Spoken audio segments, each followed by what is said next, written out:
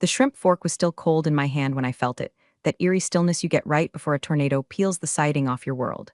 The ballroom was all marble echoes and veal medallions, the kind of place where egos wear cufflinks and the Chardonnay flows like denial. I sat at table 7, right next to Mr. Kessler, CEO of Grenthorne Systems, a man whose handshake once decided a $90 million logistics deal. My dress was black, practical, with a neckline high enough to signal I'm not here to impress, I'm here to ensure your warehouse doesn't collapse. And yet somehow, I already knew this would be my last gala. See, I wasn't anyone special by title, just operations liaison, which sounds about as exciting as a tax seminar, but I was the name buried on page 42 of a 300-page defense contract, listed under essential continuity personnel. Corporate called it a key man clause. I called it my invisible ink, only noticeable when someone gets stupid enough to shine a flashlight on it. I was that flashlight. And before I go on, let me pause the orchestra and whisper something that actually does matter. 97% of you listening to stories like this haven't hit subscribe. And hey, I get it. We're all ghosts floating through content, scrolling between breakdowns. But if you do hit that button, it keeps the lights on for the crew making these stories sing, and reminds us someone out there still notices the invisible ink. Now, back to the linen napkin chaos. I'd been with Wallace and Bray for 12 years, long enough to know who refills the water pitchers and who lies on their quarterly reports.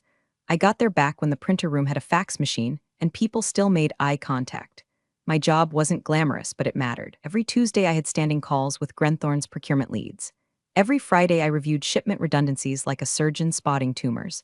Every month I recalibrated performance benchmarks that saved millions and patted Jared's predecessor's bonus like a Tempur-Pedic.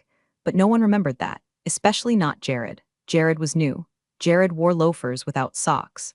Jared called women over 40 tribal knowledge assets, which is Silicon Valley code for we'd fire you if HR had the stomach for the fallout. He took one look at me and saw a salary line he could delete. He didn't ask who wrote the service level stipulations. He didn't ask who brokered the original agreement with Grenthorne after their last contractor misrouted 200 tank batteries to Fresno. He just saw someone who used bullet points instead of emojis and figured I was past my software update. Last few months had been a slow bleed. Cheryl from finance gone, Ramon from systems restructured. My Slack permissions began vanishing one tool at a time. HR stopped responding to emails. The Friday donut order mysteriously shrank by 2 boxes. It was a quiet campaign of disappearance, the kind of gaslighting you don't notice until your badge stops beeping and nobody bothers to ask why. So I printed the contract, not the summary, the whole damn thing. I highlighted clause 17.4 in yellow and slipped it into my tote bag with the grace of a woman who knew exactly where the landmines were buried and just needed someone dumb enough to dance. And then there was tonight. The gala, the pageantry, the fiddling while Rome's HR department burned. Kessler leaned toward me over his 3rd glass of wine, asking about our regional onboarding flows. I answered like I always did, clear, competent, and just a hair above robotic. He didn't need fireworks, he needed dependability, and I'd spent over a decade being the human duct tape between his systems and our C-suite's fantasies. Meanwhile, across the room, Jared laughed a little too loud with a circle of partners I'd onboarded myself back in 2016. He never looked over, didn't nod, didn't acknowledge I existed, which, honestly, fit the pattern. Ghosts don't get to haunt the living until someone realizes they're dead. I looked down at my plate. Veal, cold, a sprig of something green meant to distract you from how underseasoned the meat was. I thought about Cheryl, about Ramon, about all the people who left with boxes of family photos and 0 severance. And I felt it, not sadness, not anger, just this slow, tectonic shifting under my ribs, like something deep inside had decided to stop being still. It started with Cheryl. One Monday, she just wasn't there. No goodbye email, no farewell sheet cake. Just her desk, emptied except for a single post-it note on the monitor that said, in her careful script, they asked for silence. So here it is.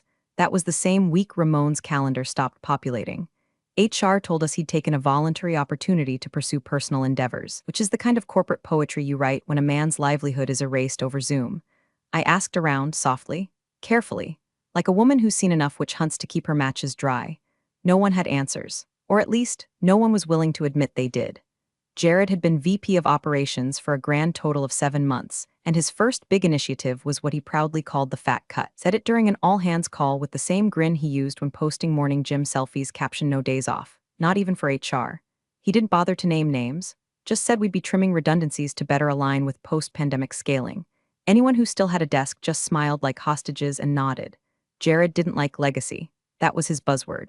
Legacy systems, legacy protocols, legacy employees. He said it like it was a virus. But you know what Jared did like? LinkedIn engagement. Slack status messages that read "crushing it," and giving surprise one-on-ones that felt more like pre-funeral consultations. My own first red flag was subtler. I went to check the weekly SLA reports I've reviewed every Friday since Obama was still in office, and they were gone. Not moved, not archived, just gone. Access denied. I filed a support ticket with IT and got a templated reply that sounded like it had been written by ChatGPT's evil twin. Access to these directories is now managed under a revised security protocol. Please consult your department lead for approval. Thing is, I was the department lead, or I used to be. That's when I opened the Grenthorne folder on my personal drive, not the one on the cloud, the one I'd kept quietly updated on my home desktop, synced to a backup I didn't advertise, and I scrolled until I found the big one. The contract, the beast. It was dated March 2011, signatures from 2 VPs ago, a document written in legalese thick enough to drown in. I poured coffee. I pulled out a yellow highlighter, and I flipped to page 42. Clause 17.4 Continuity of Service Provision. The following individual S are designated as essential personnel. Removal from this project, whether through resignation or termination, shall constitute a breach of agreement unless pre-approved by both parties or replaced through mutual written consent. And there it was. My name, first, in ink. I stared at it like it was an obituary for someone I hadn't realized had died. The clause was there because of a scare we had back in 2010, when the old PM ghosted mid-project and left Grenthorne weeks from a shipping catastrophe. After that, they insisted, anyone critical to the flow had to be contractually cemented. Legal had added my name because, as they said, you're the one who actually holds this house together. I printed the page, just the one, highlighted the clause, folded it once neatly, and slipped it into the canvas tote I carried to every meeting Jared never invited me to. A few days later, I noticed my internal dashboard logins took longer to process. My seat at the monthly metrics review was removed from the invite list. My manager, if you could still call him that, responded to my calendar pings with that peculiar brand of HR-flavored gaslighting. We're experimenting with a leaner format this quarter, Ellen. Appreciate your flexibility. I wasn't being paranoid. I was being erased.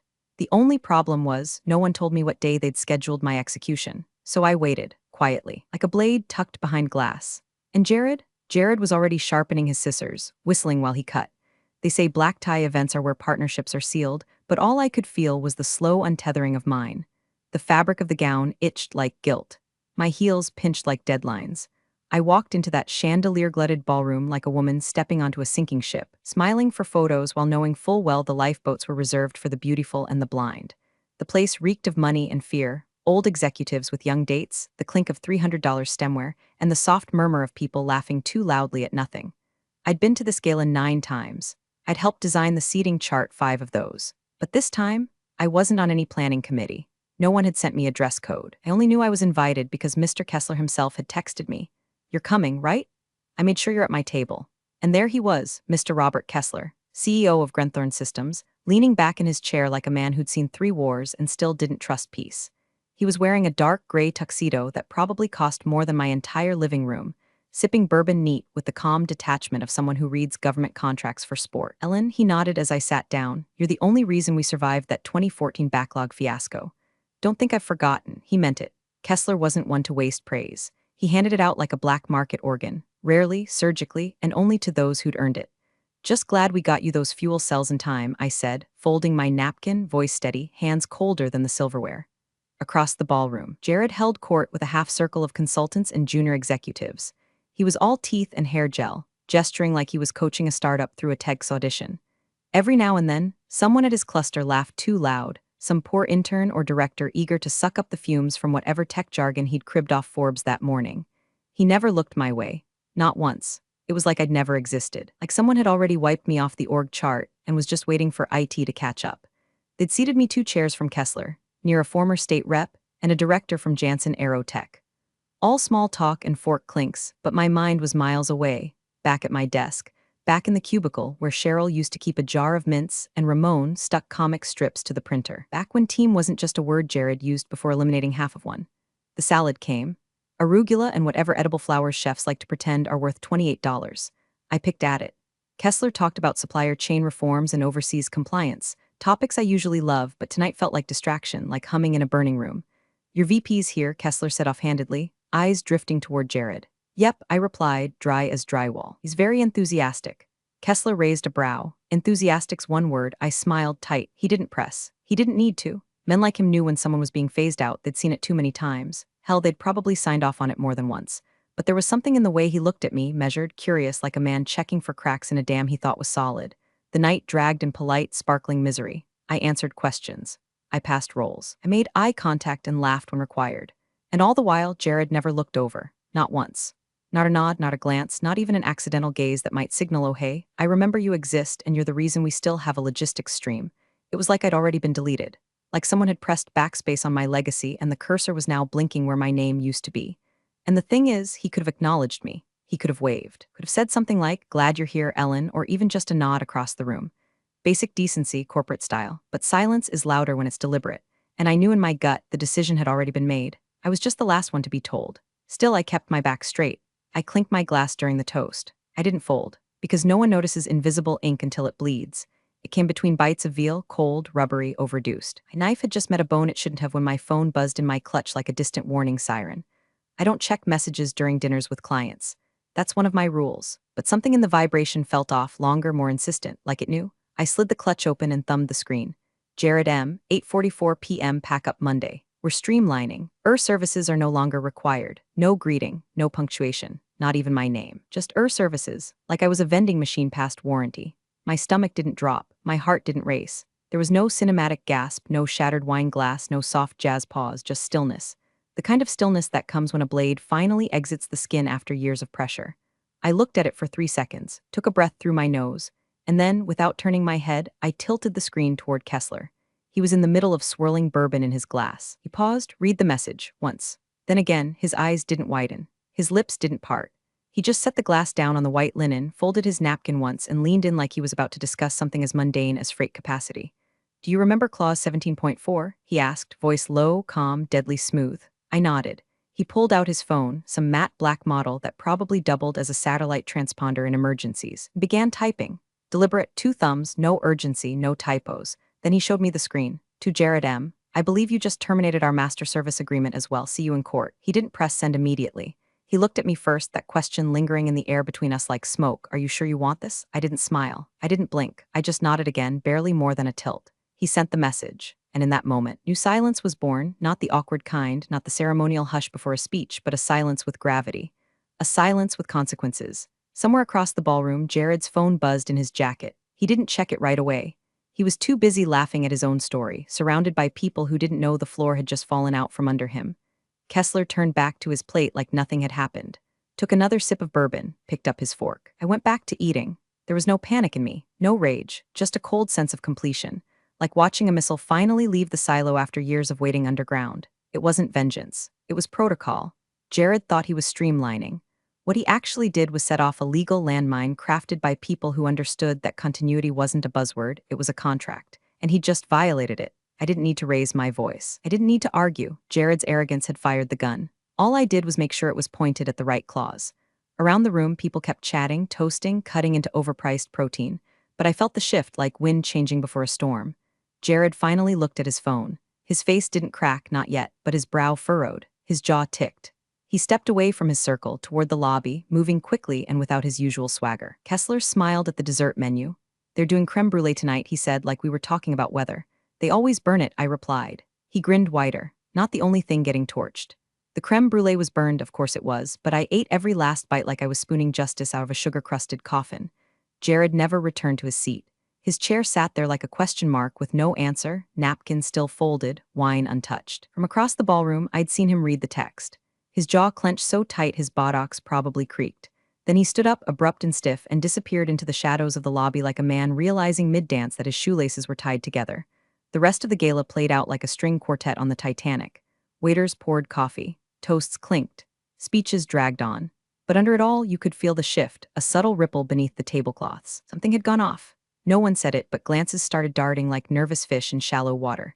Someone in PR whispered too loudly to the CFO. Phones began vibrating a little more than usual. And me? I sat there like a woman at her own wake, composed and full. When the awards were announced, I clapped politely. When they flashed Jared's name on the donor slide, I took a sip of lukewarm coffee and smiled just slightly. Because I knew. Grenthorne's legal team didn't need a calendar invite to start moving. Those people are ex-duty and still treat weekends like combat zones. By Saturday morning, they were already digging, through archived emails, past amendments, call logs, change requests, renewal terms. Sunday evening, someone in our finance department texted me a screenshot of a Slack message that simply read, "Who approved removing the clause holder?" No one replied. Monday came the way a hangover does, loud, cruel, and full of consequences. I showed up to the office at 8:29 a.m. sharp, as always. Hair neat, blazer pressed, contract copy still folded neatly in my tote bag. I nodded to the receptionist. She didn't make eye contact. That's when I knew it was already over.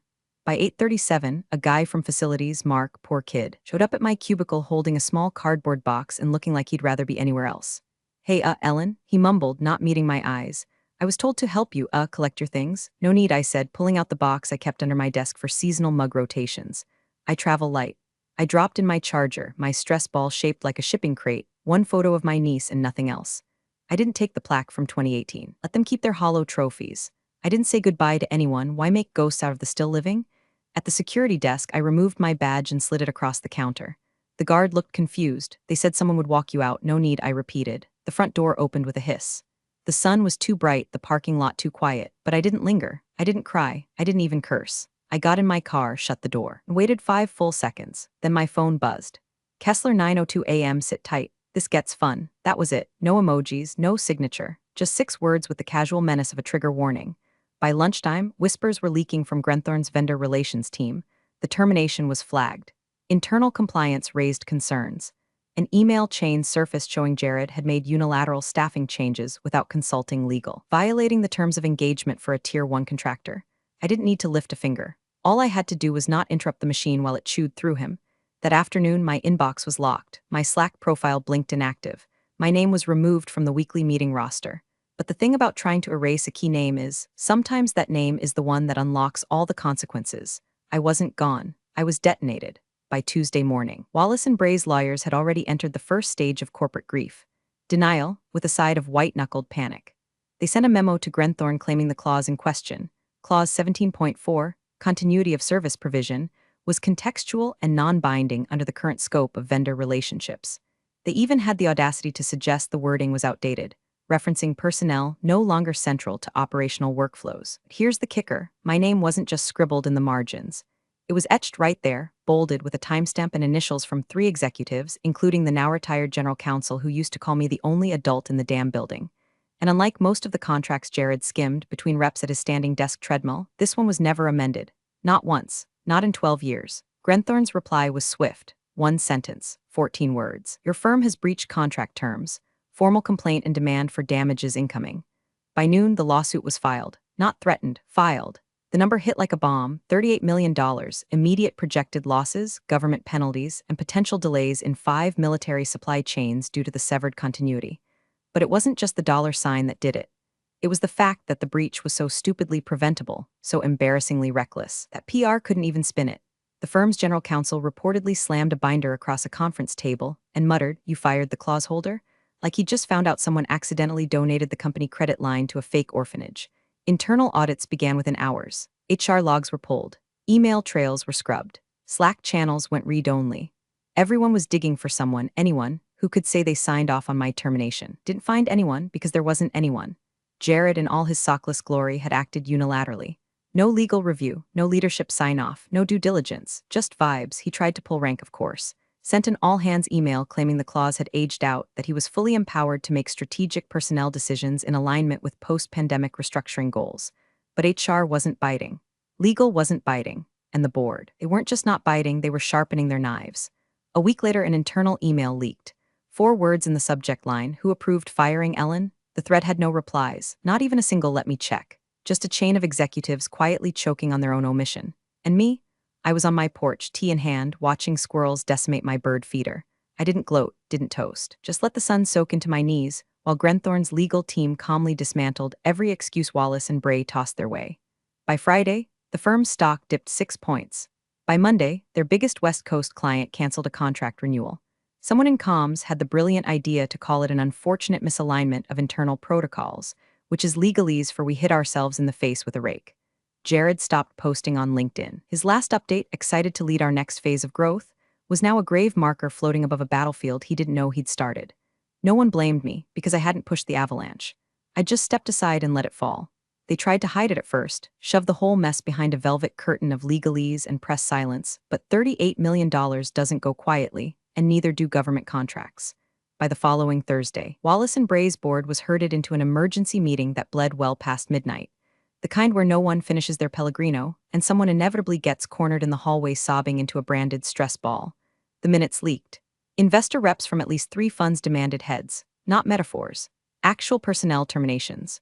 One board member apparently asked, dead serious, "How do you accidentally fire someone named in a federal continuity clause?" Jared, in a last-ditch performance, tried to frame it as a miscommunication between HR and operations. He threw around words like fluid restructuring, climate, and alignment friction, but it didn't land. Not this time. Not with every C-level sitting there staring at a printed contract with my name on it. So they placed him on administrative leave, which is HR's version of slowly rolling you in bubble wrap before tossing you off the roof. His office was emptied overnight. His parking badge deactivated. They didn't even let him send a goodbye Slack. The general counsel, realizing his name had been on too many CC'd threads and too few action items, resigned before sunrise. No announcement. Just vanished. His assistant told someone he'd decided to refocus on family, which I guess is what you say when your inbox has become evidence. Audits began in earnest. Not the polite kind either. The kind where finance combs through meal reimbursements and IT pulls full text logs from every internal channel dating back 5 fiscal years. Half the firm went silent overnight, like rats realizing the lifeboats were reserved. And then came the cherry on the corporate sundae. Grenthorne's PR department issued a single-paragraph statement to the industry trades. It was clinical, bloodless, and brutal. Grenthorne Systems confirms a vendor continuity breach with Wallace and Bray. We are currently pursuing remedies as outlined in our agreement and have transitioned operational oversight accordingly. No spin, no dancing. Just confirmation that we'd screwed the pooch on a multi-year, multi-million-dollar deal. They were now in open pursuit of scalps. That same day, buried in my inbox between a coupon from Michael's and my niece's Girl Scouts fundraiser, came an email from Anonymous at W by internal com subject. No subject, you warned them. They didn't listen, that was it. 7 words, but it hit harder than all the lawsuits combined. I sat there for a long moment, rereading it, thinking about every meeting I'd sat through where I'd flagged risks, filed compliance updates, submitted continuity assessments. All of it either ignored or repackaged and presented by someone with a better jawline and a worse understanding of logistics. Now, in some basement war room, my name was finally being spoken. Not with reverence. Not even with respect, but with regret. It wasn't satisfying, not exactly. It was something quieter, deeper, like watching termites finally collapse the porch you told them about 5 years ago. And I didn't need a headline. I didn't need credit. All I needed was the sound of their panic echoing down the halls I used to keep standing. The invitation came by courier, not email. An embossed envelope tucked inside a navy folder bearing Grenthorne's logo in raised silver. Just my name, no miss, no preamble. Inside, a handwritten note on thick card stock. Lunch. I treat, just us. RK, there was no RSVP button, no location link, just a time, a date, and the name of a small bistro I hadn't been to since it catered for one of our earliest logistics summits. Back then, Kessler was just a regional director with a map tattooed to his brain and an allergy to incompetence. Now, he was CEO of the whole damn machine, and still remembered the waitress who got his order wrong once in 2013. I showed up 2 minutes early. He was already there, no tie, no bodyguard, just a clean linen shirt and a glass of iced tea sweating beside a spiral notebook. No laptop, no lawyer, no PR rep perched behind the ficus. It wasn't business theater, it was real. "Ellen," he said, standing, shaking my hand like we were sealing a pact instead of greeting for lunch. "You look unbothered." "I'm getting good at it," I said, taking my seat. Didn't talk about Wallace and Bray right away, or the lawsuit, or Jared. He asked about my niece, my garden, whether I still made those sweet potato biscuits I used to bring to supplier meetings. I asked him if his warehouse team ever figured out the pallet tracking software I warned them would fail during leap years. He laughed, he remembered. Eventually, he leaned forward. No menu, no signal to the waiter. "I'm offering you a position," he said. "Director of Continuity, it's yours to define. You set the hours, the scope, the title structure. I don't want optics, I want stability." I waited a beat before answering. "What happened to your current Director of Continuity?" I asked, sipping water. He smirked. "We were hoping to invent the role with you." The folder slid across the table. 6 pages, no fluff, no NDAs that doubled as burial shrouds. Just clean lines, clear numbers, and a salary that made me blink twice because it wasn't just generous, it was respectful. He watched me scan it, then said, "You can take it home." I shook my head, reached into my own bag and pulled out something heavier than it looked, the old Grenthorne contract, still folded, still highlighted on page 42. I laid it flat between us and tapped the clause. "Keep this," I said, "just in case your next VP can read." He didn't laugh, he just nodded solemn, like I'd handed him a family heirloom. I flipped back to the offer sheet. Everything looked right except one detail. I grabbed the pen from the check presenter. 2 things, I said, crossing out a line. First, I don't want the word legacy anywhere in my title. I'm not a ghost and I'm not some artifact you dust off when systems fail. Kessler nodded. Done. And second, I pick my own successor. When the time comes, he blinked, then grinned. I didn't expect you to be thinking that far ahead. I always do. We didn't toast. There was no dramatic signature moment, no waiter interrupting with cake and fanfare. Just a deal made in daylight between two people who knew what silence cost. I left the old contract on the table, the ink smudged slightly from my thumb. It had done its job, now I would do mine on my terms. They lost it, officially. The news dropped on a Wednesday morning, tucked inside the third paragraph of a Wall Street Journal write-up about vendor mismanagement and the rising cost of corporate oversight. Wallace and Bray's name was bolded, the way shame usually is when someone forgets that contracts aren't just paper, they're promises. Grenthorne Systems had terminated all engagements with immediate effect. No negotiation, no grace period, just one sentence from their legal department. This vendor failed to honor continuity obligations and has been deemed non-compliant. Wallace and Bray's stock fell 11% before lunch. By close of day, analysts estimated $250 million in long-term losses, once you factored in the ripple effect, 2 government audits, 1 canceled aerospace bid, and 3 clients quietly initiating review of partnership terms. Inside the firm, chaos grew roots. The CFO tried to spin it in an internal email as a mutual disengagement, but no one bought it. You can't mutually disengage when you're the one holding the smoking gun with your name etched into the grip. Jared's LinkedIn, once a smug stream of thought leadership drivel and gym selfies, went dark. His profile photo disappeared. His banner, once a filtered cityscape captioned Building Operational Excellence, was replaced with a blank gray box. Rumors flew. Some said he took a strategic sabbatical, others that he was consulting independently. But insiders knew he was last seen boxing up his standing desk accessories, while HR waited like bouncers outside a nightclub for deadbeat interns. Whispers reached me through back channels. One VP allegedly muttered during a board meeting, "Next time someone says key man clause, I'm tattooing it to my forearm." But by then, I wasn't there. I wasn't on their call logs or in their Slack threads.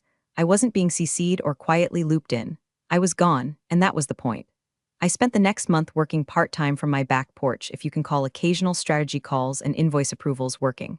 My new Grenthorne contract didn't include punch cards or performance reviews, just a clear directive: keep us standing.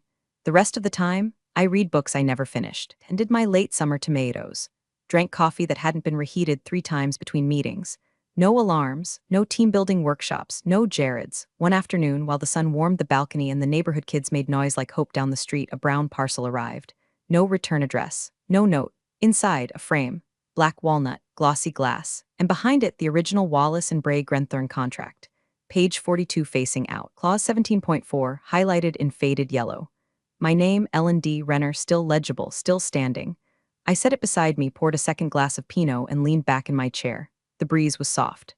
The silence clean, and I thought not of revenge, not of fury, not even of triumph. Just this: they should have asked who the key man was before pulling the trigger. You're the real MVPs of the office jungle. Thanks for watching. Smash that subscribe button, or the coffee pot might just forget your next brew.